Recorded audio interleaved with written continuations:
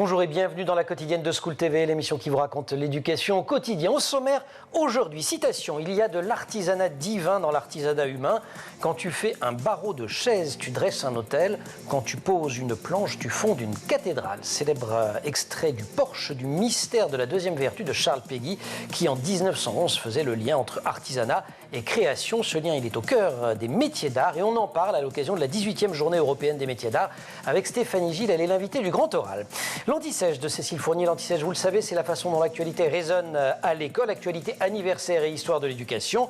Anniversaire, celui de la naissance de Julie Victoire d'Aubier, 26 mars 1824. C'est la première bachelière française. L'heure de la récré, toujours avec Cécile, on souffle des bougies avec une nouvelle collection de livres, les Birthday Books. Et puis rendez-vous en fin d'émission avec Candy Sanzel et son conseil de famille. Sujet sensible aujourd'hui, comment parler aux enfants quand on se sépare. La quotidienne de School TV, c'est maintenant, c'est parti. Grand Oral.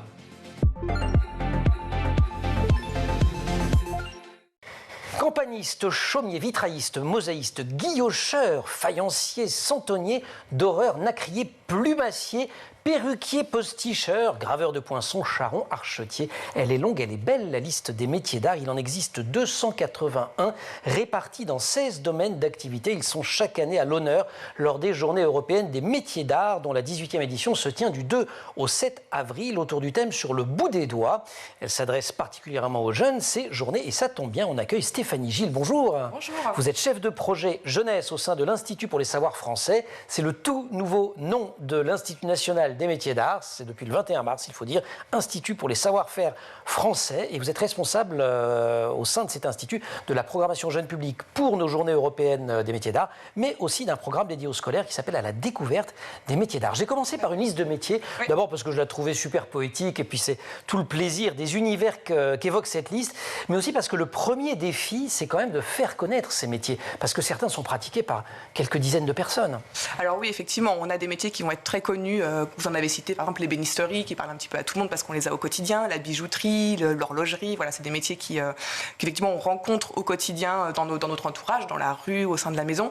Et effectivement, il va y avoir des métiers qui sont par contre très spécifiques, détenus parfois par quelques artisans seulement. Les plumassiers, c'est pas grand monde, les plumassiers. C'est pas grand monde. Alors pour la plumasserie, il y a encore des formations qui existent, des formations scolaires, donc c'est déjà pas mal pour ces métiers assez particuliers. Et par contre, il y a des métiers également qui vont plus avoir de formation, en tout cas de formation scolaire, et qui vont être seulement transmis en atelier par les quelques professionnels qui détiennent encore ces savoir-faire. Et qui ont envie de transmettre, parce qu'il y a une lointaine époque, moi j'ai le souvenir d'un festival de films sur les métiers d'art, ça se passait à Pézenas à la fin des années 90, et puis alors on nous disait, quand même, il y en a quelques-uns, ils n'ont pas envie de donner leur truc, quoi. Alors, ça on le rencontre, nous en tout cas, dans notre quotidien, avec l'Institut, de moins en moins. C'est fini. Les professionnels on voit se terminer, comprennent aussi justement l'enjeu de transmettre ces métiers pour qu'ils perdurent, pour qu'ils continuent à vivre, parce qu'il y a il y a des métiers en fait si on les transmet pas, ils vont se perdre, notamment ces métiers qui n'ont plus de formation. Et ça, les professionnels l'ont compris et sont même ravis en général d'accueillir des jeunes. Alors après, par contre, il faut avoir le temps, il faut avoir les moyens au sein de l'atelier d'accueillir un jeune, parce que c'est pas toujours évident selon la charge de travail, selon la structure de l'atelier, selon l'ampleur de l'atelier. Mais en tout cas, la plupart des professionnels en 25 ans prennent l'intérêt et sont même très contents de participer aux actions que l'on mène pour présenter ces métiers au jeune public. Un tout petit point de définition, différence artisanat et métier d'art. Alors l'artisanat, en fait, ça va englober plusieurs métiers manuels qui ne sont pas forcément métiers d'art. L'artisanat, on va pouvoir avoir des métiers tels que, je sais pas, boulanger, plombier, électricien, j'en oublie évidemment, mais en tout cas, ces métiers qui sont des métiers de l'artisanat ne sont pas considérés comme métiers d'art.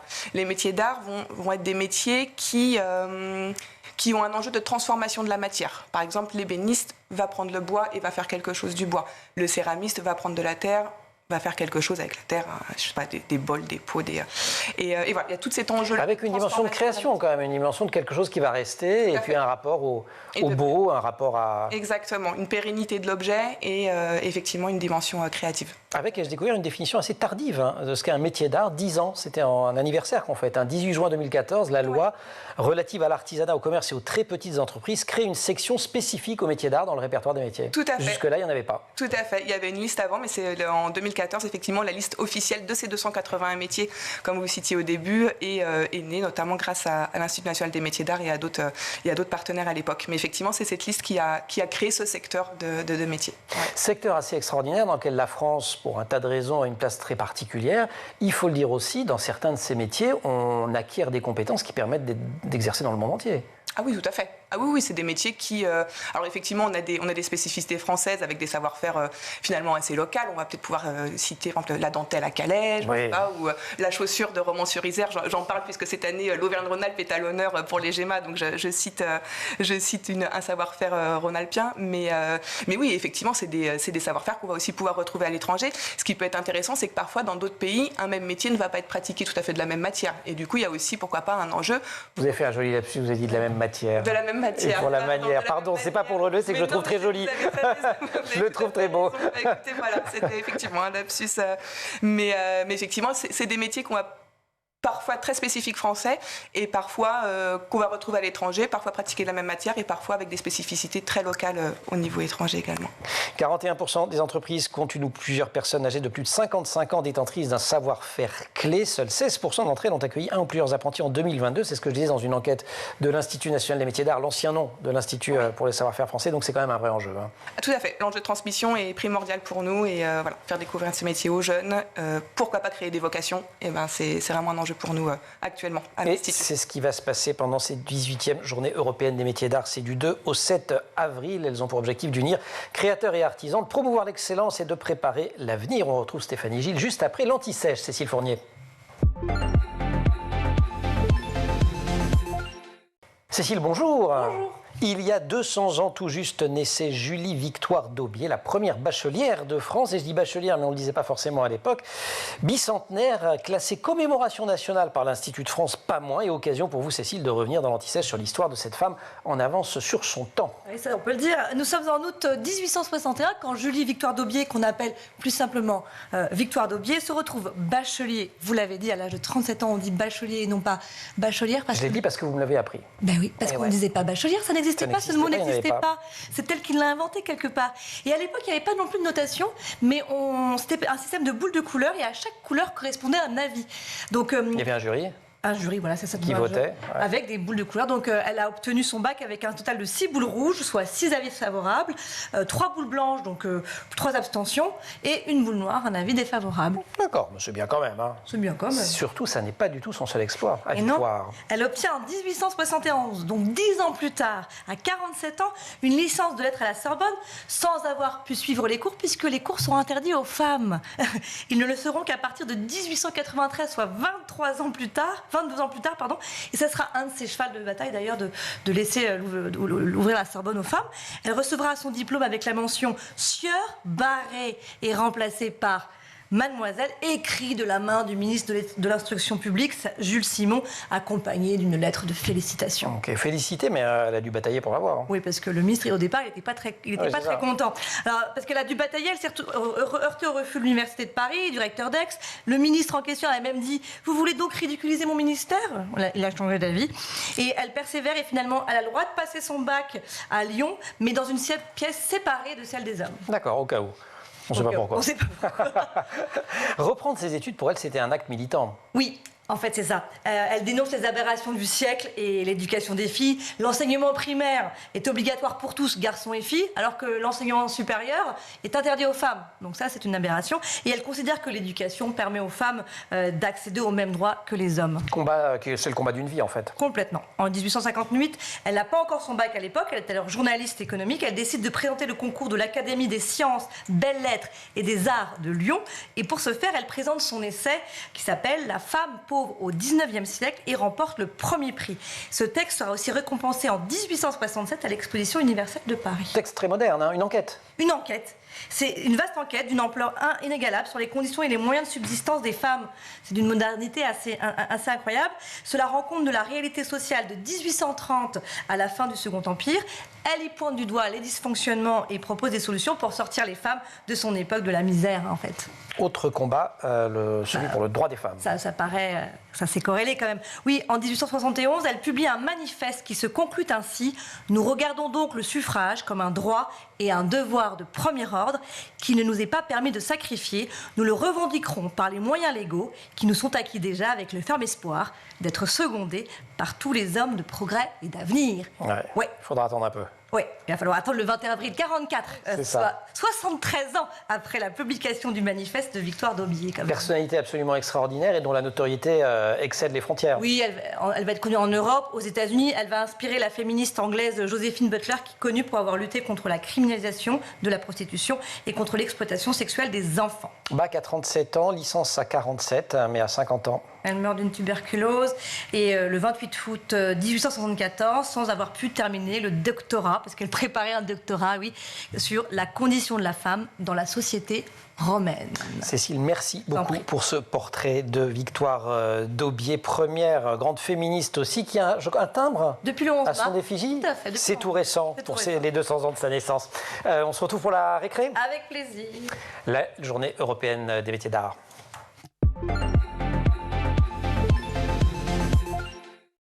Des démonstrations, des animations, des visites guidées, des conférences, des ateliers de découverte pour le jeune public, des portes ouvertes d'établissements de formation. Il est foisonnant le programme de ces journées européennes des métiers d'art. Stéphanie Gilles, vous êtes responsable de la programmation jeune public. Quels sont les principaux leviers pour amener les jeunes à s'intéresser à ces métiers d'art et le cas échéant pour se former à ces métiers d'art?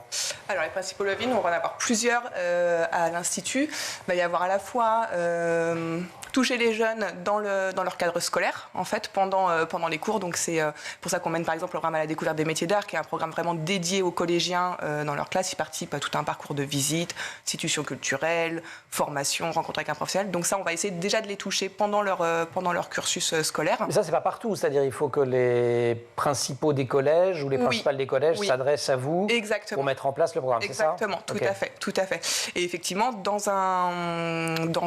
en parallèle, on va avoir les Journées européennes des métiers d'art qui, elles, s'adressent à la fois aux scolaires, puisqu'on a un temps de visite du mardi au vendredi qui est plus dédié aux scolaires, et ensuite un temps de visite le samedi et le dimanche qui, lui, va être dédié aux familles, pour que les parents puissent aller avec les enfants dans les ateliers. Et alors, ce qu'ils vont voir dans les ateliers, en fait, et c'est là où c'est très intéressant, parce qu'on parle métier d'art, on dit ébéniste, on dit ferronnier, on dit ce qu'on veut. Pour les enfants, c'est peut-être pas forcément parlant, parce qu'on se rend pas forcément compte de ce que c'est réellement. Et en fait, d'aller dans les ateliers, ce que les enfants vont pouvoir voir, c'est des gestes. C'est le professionnel qui va faire une démonstration de savoir-faire. Pour certains ateliers, ils vont pouvoir même pratiquer. On a toute une programmation pendant cette semaine qui est principalement dédiée à la jeunesse. On a toute une programmation d'ateliers pratiques où l'enfant va vraiment pouvoir s'initier à la matière, toucher la matière, reproduire des gestes. D'où le thème de ces journées européennes des métiers d'art. Sur le bout des doigts, tout à fait, qui est vraiment quand même cette idée de on fait. Vous avez, je crois, aussi l'idée de partir d'objets du quotidien, d'objets très très familiers et pour lesquels on ignore que parfois des métiers d'art ont été mis à contribution. Exactement. Le livre, par exemple, alors évidemment pas les livres. Alors peut-être pas les livres de la grande édition actuelle, mais en tout cas effectivement le livre, de façon ancestrale, le livre était un métier d'art. Dans le livre, on va trouver le métier de relieur, l'impression aussi. Tous les métiers de l'imprimerie sont des métiers d'art. Donc effectivement, peut-être que le livre de poche que l'on a actuellement n'est pas est de façon industrielle, mais par contre, on a tout ce qui est aussi restauration de livres anciens. Et ça, effectivement, c'est des métiers d'art. Et au quotidien, on a... Vous avez une question? Non, allez-y, au quotidien. Au quotidien, on a également on a l'horlogerie, par exemple, on a la bijouterie, on a nos tables et nos chaises qui peuvent parfois être conçues par un artisan d'art, la mode. Et notamment la haute couture. Et notamment la haute couture, c'est pareil, on a toujours un enjeu entre...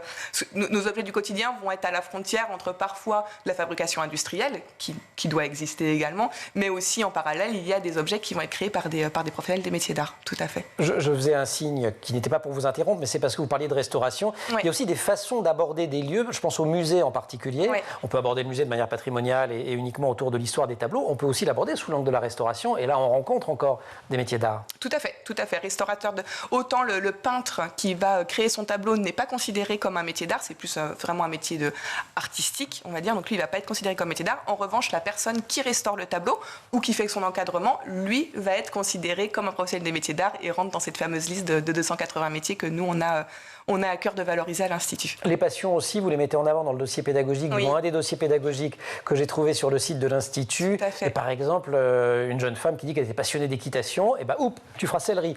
Ouais. Mais elle fait sellerie chez Hermès quand même, mais bon. Exactement, tout à fait. Ouais, elle s'est formée. C'est une façon de rentrer dans les... Ouais, elle s'est formée à l'Institut français de l'équitation, et effectivement maintenant elle travaille chez Hermès. Elle a remporté le prix Avenir Métiers d'Art que l'on mène à l'Institut, et effectivement ça part à la base d'une passion. Elle veut travailler de ses mains, et elle se dit, en fait la sellerie, et ça allie ces deux passions, notamment aussi avec le bien-être du cheval. Enfin voilà, c'est vraiment finalement tout est lié, et je pense que sa passion enrichit son savoir-faire maintenant chez Hermès. Sur le bout des doigts, le thème de ces journées, ça évoque le fait de fabriquer. Est-ce qu'un des obstacles, c'est pas aussi qu'à l'école, on le fait énormément en maternelle, on continue à le faire pas mal en primaire, et puis alors plus ça avance, moins on fait, jusqu'à ne plus faire du tout, et notamment au lycée. Complètement. Effectivement, il n'y a plus de temps de pratique dans le cursus scolaire. Nous, c'est quelque chose que l'on aimerait remettre en place. Alors, à la fois des temps de pratique dans le cursus scolaire, mais également que ces métiers soient présentés aux jeunes comme des possibilités d'orientation, comme des possibilités de formation. Vous avez un enjeu du côté des conseils d'orientation psychologue, j'imagine. Oui, tout à fait, exactement. Et c'est vrai qu'on se rend compte que alors, ça a tendance à bouger, hein, je ne dis pas, ça évolue, le travail paye. Nous, à l'Institut, c'est un travail que l'on mène. Il y a aussi d'autres associations sur le territoire français qui mènent qui ont les mêmes enjeux que nous. Et du coup, c'est vrai qu'à force de travail, ça bouge, les lignes bougent, mais on se rend compte que c'est toujours des métiers qui sont soit pas présentés dans les cursus d'orientation, soit s'ils sont présentés, pas forcément valorisés à leur juste valeur. Parfois, ça va être un peu cliché ce que je vais dire, mais c'est un métier manuel, t'es bon à l'école, c'est pas pour toi. Voilà. Alors que évidemment, non. Il faut aussi, pour faire un métier manuel, il faut aussi une intelligence, il faut aussi savoir réfléchir, il faut aussi... la main, c'est le cerveau qui la contrôle à la base, quoi. Donc, il faut arrêter de dire que ces métiers ne sont pas faits pour... Mais est-ce qu'on gagne sa vie avec ce type de métier ? Oui, on gagne sa vie avec ce type de métier, oui. Alors, je dis pas que c'est... On peut même la gagner remarquablement bien quand on travaille notamment international. Tout à fait. Selon le statut, je dis pas que c'est facile tout de suite. Par exemple, le jeune qui va vouloir créer son atelier à la sortie d'études, peut-être que ce sera un petit peu compliqué. Par contre, il peut aussi rentrer en tant que salarié dans une entreprise. Là, il va gagner sa vie. Et après, plus il va se former, plus il va avoir un savoir-faire, on va dire, spécifique et de qualité. Et ben, effectivement, comme vous dites, il y a des artisans, des professionnels des métiers d'art qui gagnent très bien. Oui, il est très grand. Alors, je parle des luthiers et les archetiers parce que j'en fréquente quelques-uns. Mais les meilleurs peuvent très bien gagner leur vie. Complètement. Plus de 8000 événements ouverts à tous les publics autour du thème sur le bout des doigts. C'est la 18e, il y en a plusieurs. Ce sont les 18e journées européennes des métiers d'art du 2 au 7 avril. On vous retrouve Stéphanie Gilles juste après la récré, Cécile. Des envies de reconversion, peut-être. Je vous ai jamais dit, ça paye bien les métiers d'art. Je suis intéressée que par là. Non, vous plaisantez. Vous nous parlez aujourd'hui pour cette récré. On va se distraire d'une collection de livres sortis le 6 mars dernier. Ils sont là. Oui, ils sont là, j'en ai que 2. Ça s'appelle Birthday Books, une collection de 15 ouvrages signés Frédéric Tadei et publiés aux éditions Grasset. Alors, le principe, chaque ouvrage est consacré à un âge et tout ce qu'on fait des personnalités à cet âge. De quoi donner des complexes, vous allez le voir. C'est pas vrai. 15 ans. J'ai 15 ans. Ouais. Alors moi, personnellement, j'écoutais du Nirvana et je connaissais les frissons du premier baiser. Et vous, à 15 ans, vous faisiez quoi à 15 ans ? J'ai écouté du Nirvana aussi, je pense. Ça me parle bien. Et vous faisiez quoi à 15 ans ? C'était il y a trop longtemps. Vous n'avez même pas envie de savoir. Bon, bref. Alors lui, à 15 ans, moi, j'écoutais du Nirvana, mais Tenzin Gyatso, le 14e Dalai Lama, lui, était intronisé chef temporel et spirituel du Tibet. C'était en 1950. C'était en 1950. Moi, je pense qu'on était loin. Il n'était pas dans la gauderie, lui, par contre. On n'en sait rien. On ne sait pas. Ouais. Autre lieu, autre époque, autre domaine. Céline Dion. Ouais, elle obtenait toujours à 15 ans son premier grand succès en France avec D'amour et d'amitié. Ok. Je sais pas. La future ministre des Sports et ancienne ministre de l'Éducation nationale, Amélie Oudéa-Castéra, faisait partie alors des meilleures joueuses de tennis du monde en catégorie junior. Et elle écoutait Yana Nakamura, non, ça c'est maintenant. Ouais, écoutez, pas encore. Alors là, je passe. Alors, 17 ans, je les ai pas tous ici, mais. Rafael Nadal. Lui, bat le numéro mondial Roger Federer au Master de Miami en Floride. Le début d'une rivalité qui dure depuis 20 ans. Malala Yousafzai reçoit Nobel de la paix, toujours bien à sûr. 17 ans, moi à 17 ans, je ne faisais pas du tout ça. Guy Môquet, autre époque, on est en 1941, est arrêté comme militant communiste et fut fusillé, du coup. Et alors, Bill Gates, lui, teste et optimise, sécurise des programmes informatiques à la tête de Lakeside Programmer Group qu'il a fondé à 13 ans, tout ça est tout à fait normal. Alors là, on change de siècle parce que j'ai un peu picoré à droite à gauche.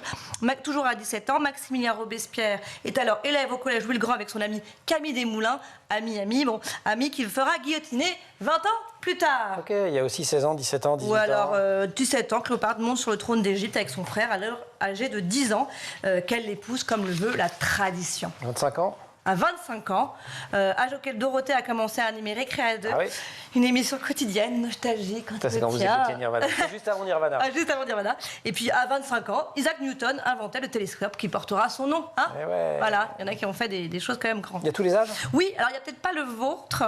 Je ne sais pas. Et alors, quel âge vous avez donc? J'ai 39 ans. Bon, alors j'ai 40 ans dans ma besace, il y a 33, 35, 37 ans. Pour l'instant, ça s'arrête à 50 ans. Il y aurait d'autres âges qui vont sortir jusqu'à 54 ans. Moi, je trouve que c'est sympa comme idée. C'est assez marrant à lire comme ça. Jusqu'à quel âge? Jusqu'à 54 ans. Quel intérêt. Bon, ça a l'air marrant quand même, 16 ans. C'est très rigolo. Édouard Philippe termine mal sa première scientifique au lycée français de Bonn, où son père est devenu proviseur. Bonn en Allemagne. Il a beau travailler, ses résultats sont moyens en maths, en physique, en sciences nat, en allemand. Il se rattrape en français, en histoire géo. Vexé, il se résout à passer en terminale B, section économie. Donc ça peut même. Ça donne pas que des complexes. Non, mais voilà, il n'y a pas que des trucs genre le prix Nobel. En tout cas, c'est une bonne idée de cadeau d'anniversaire. Super. Merci beaucoup. Grand oral, Stéphanie Gilles.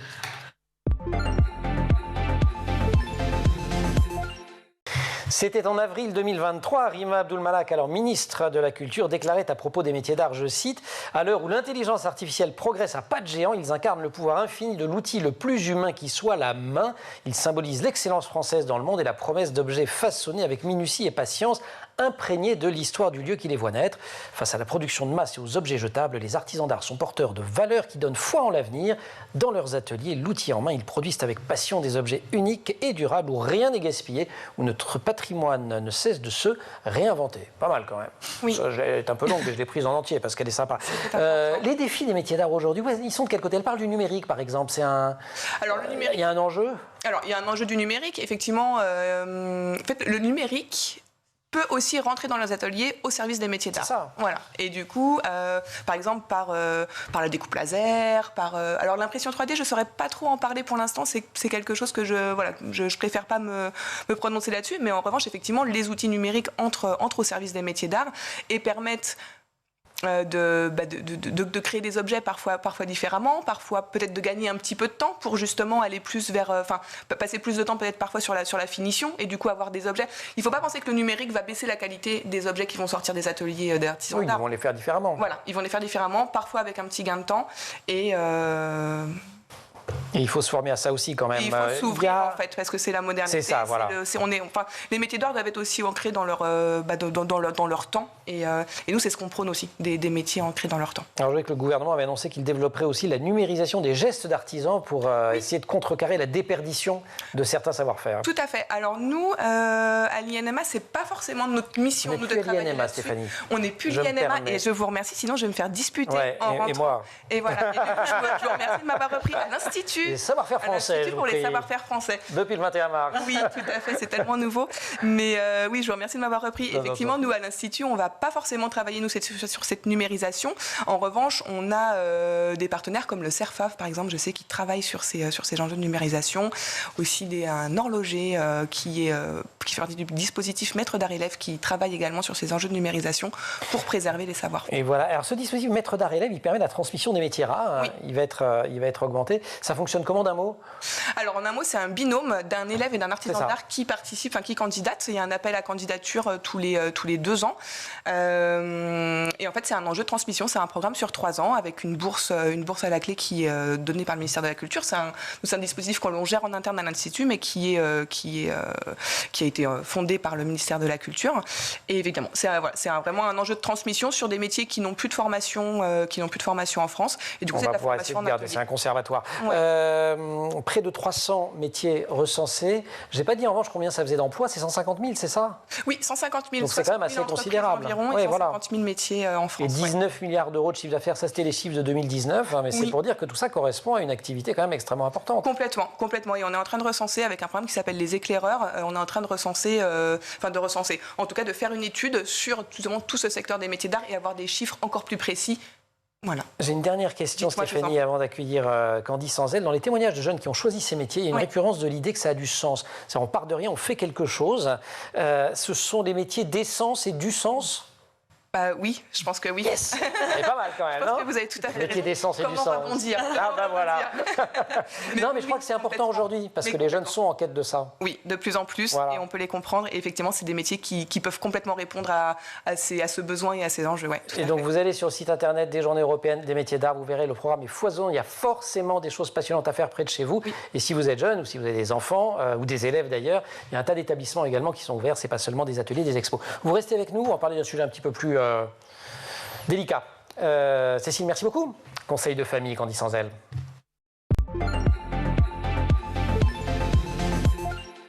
Conseil de famille, c'est notre rendez-vous hebdomadaire avec Candy Sanzel. Candice, bonjour. Bonjour. Vous avez choisi un sujet, on parle parentalité, là on va parler d'une parentalité qui se complexifie, puisqu'on parle de la séparation des parents et que certains enfants pressentent avant l'annonce. Pour d'autres, la nouvelle leur tombe dessus, ils s'y attendent pas du tout. En tout cas, dans les deux cas, ce changement sera difficile à annoncer. Il est important de s'y préparer le mieux possible. Oui, alors chaque famille est unique évidemment, donc ce serait pas sérieux d'imaginer qu'il y a une seule méthode qui fonctionne pour tout le monde, dans tous les cas de figure et pour tous les âges. D'ailleurs, rien que dans la fratrie, on peut remarquer que souvent, justement, en fait, les enfants n'ont pas le même comportement ni les mêmes réactions. Alors, avant d'aborder ce sujet avec vos enfants, donc prenez le temps surtout de bien vous préparer mentalement et si possible de réfléchir avec l'autre parent à ce que vous allez dire ensemble. Donc, anticiper les questions, anticiper les réponses aussi, qu'elles soient adaptées à leur niveau de compréhension. Alors, pour info, les psychologues et les pédopsies s'accordent à dire qu'il est préférable vraiment que l'annonce soit faite conjointement. Alors, c'est pas toujours possible, mais il faut au minimum s'assurer qu'on décrit la situation de la même manière et d'éviter de dénigrer l'autre. Bon, on sait, quand on se sépare, c'est pas toujours simple et il y a des ressentiments, mais voilà. Pour ça, on choisit le bon moment, le bon endroit. Exactement. Donc, si vous avez plusieurs enfants, donc faites plutôt l'annonce à toute la famille en même temps, sans les convoquer trop à l'avance, c'est pas la peine de les inquiéter. Et on va trouver un moment calme, un endroit confortable, privé, où ils vont pouvoir s'exprimer et exprimer surtout voilà, toutes leurs émotions et qui les rassurera quand même parce que c'est familier. On va éviter les moments de stress, les moments de tension et on va s'assurer qu'on a évidemment assez de temps pour pouvoir répondre à toutes leurs questions. Avec un mantra qui est d'essayer de les rassurer sur le fait qu'ils sont aimés et que c'est pas eux le sujet en fait. Exactement. Donc on va commencer à dire à ces enfants justement qu'on les aime toujours, que cela ne changera pas même si papa et maman se séparent et qu'ils partagent plus le même foyer. Dites-vous bien en fait que les enfants, ce qui les angoisse le plus, c'est vraiment justement de ne plus être aimés par les parents. Donc quand ils voient que les parents se séparent, forcément ils font un lien direct entre eux en disant qu'il est possible qu'un jour vous les aimiez plus à leur tour. Donc vous pouvez donc aborder le sujet en mettant l'accent sur la différence qu'il y a entre l'amour entre deux parents et l'amour filial, donc qu'on a pour son enfant, qui est lui inconditionnel, éternel et évidemment indestructible. Expliquez-leur aussi que vous avez pris cette décision de vivre séparément parce que vous avez des difficultés à vivre ensemble et non pas que c'est de leur faute et qu'ils sont responsables de cette situation et encore moins qu'ils peuvent justement améliorer cette situation et avec une espèce de pensée magique. On va s'assurer aussi de leur dire et de leur répéter que leur bien-être et leur sécurité sont vraiment notre priorité absolue pour chacun des deux parents et que vous ferez évidemment tout ce qui est entre votre pouvoir pour les aider à traverser cette période difficile. Évidemment, on adapte le langage, on adapte les mots à l'âge. Oui, à l'âge, au niveau de compréhension. On va éviter les détails complexes et on est le plus clair possible et direct. Donc par exemple, maman et papa ont décidé de se séparer et de vivre dans des maisons différentes, mais nous continuerons tous les deux à vous aimer tout autant et à prendre soin de vous.